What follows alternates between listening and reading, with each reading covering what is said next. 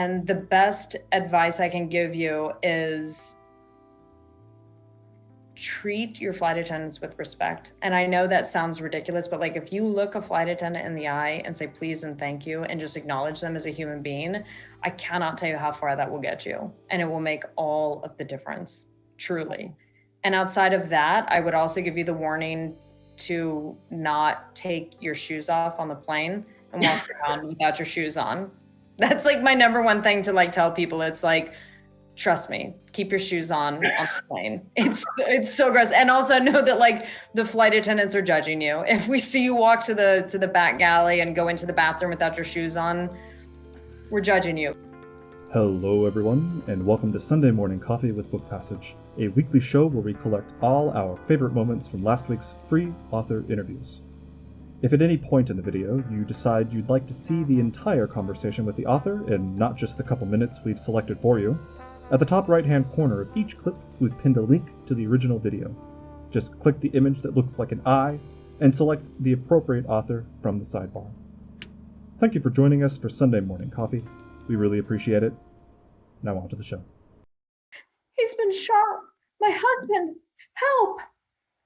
Bill looked to the woman pounding her fists against her husband's lifeless torso. 2 small circles in his forehead streamed red over his eyes and down his cheeks.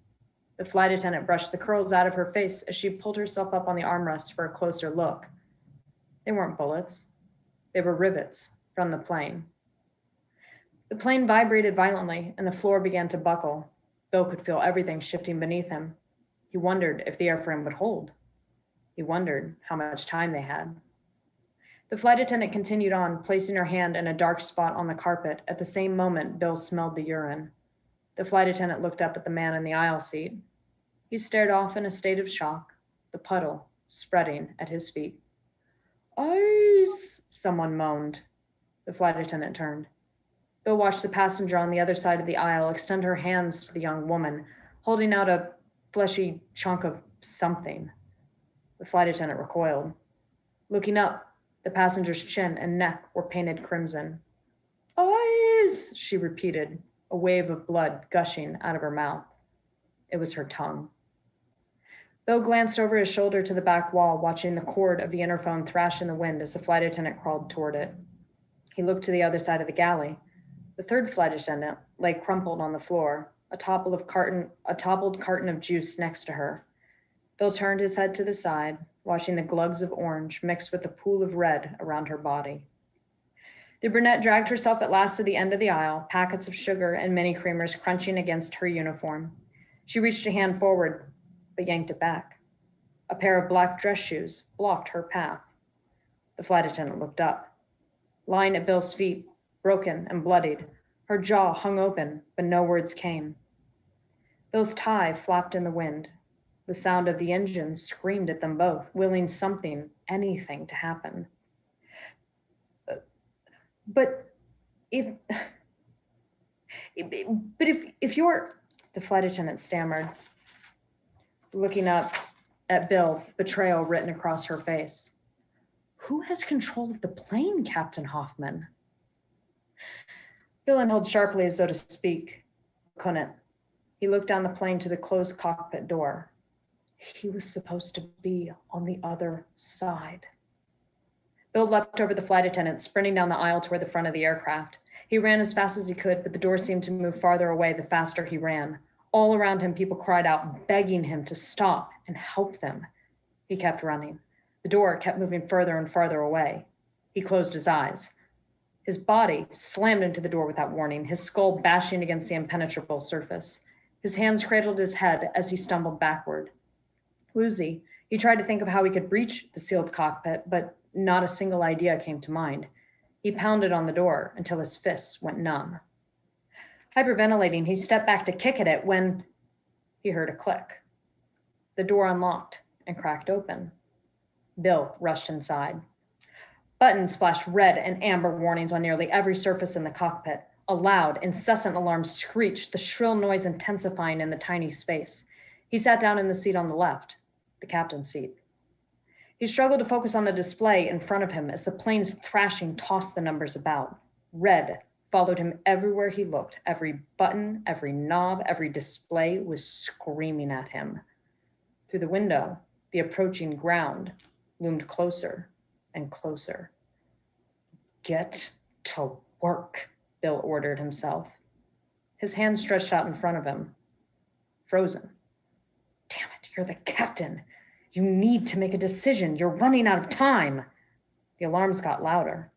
A robotic voice repeatedly commanded him to pull up. Well, what about asymmetrical thrust? Bill turned his head. From the co-pilot's seat, his 10-year-old son, Scott, shrugged. He was wearing his solar system pajamas. His feet didn't touch the ground.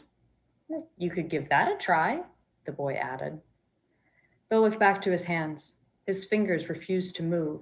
They just hung in the air. Fine then. Do it the hard way.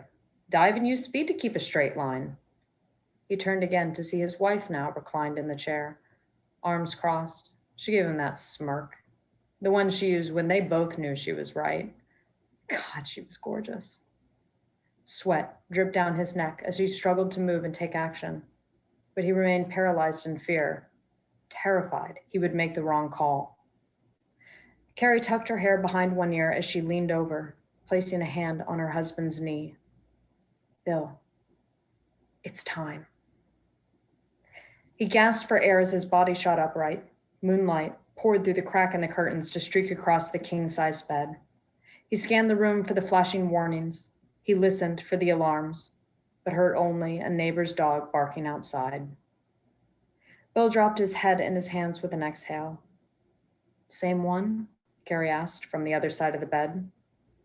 He nodded in the dark.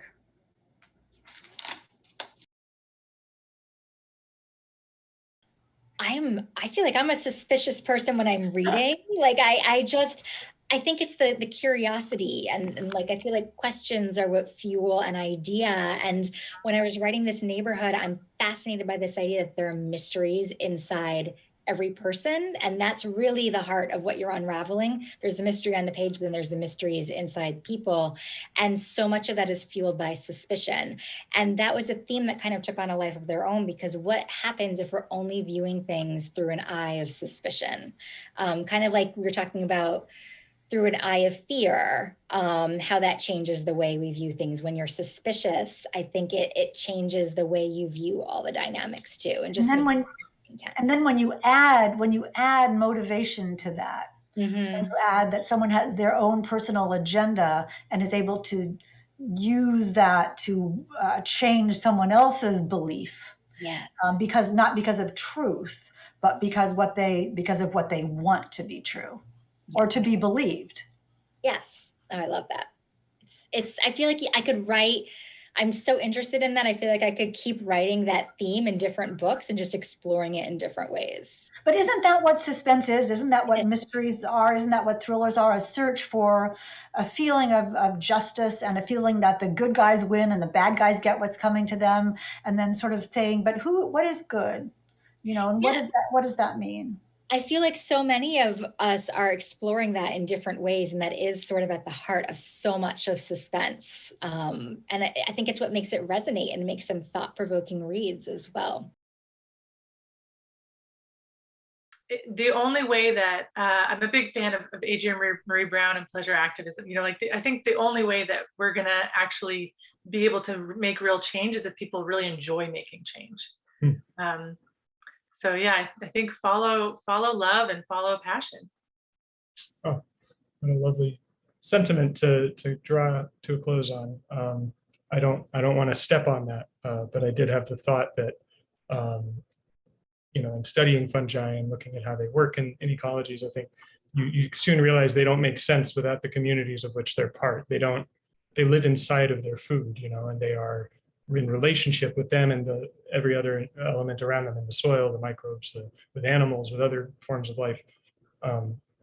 And similarly, I think they can help us to recognize that we don't make sense outside of community either, not just with one another, but with those very same, suites of organisms, with all of life. And I feel like there's just a natural call in, this in this study and in this kind of conversation to connect and to try to reframe our perspective on our relationship to nature and thereby our relationship to one another, vice versa.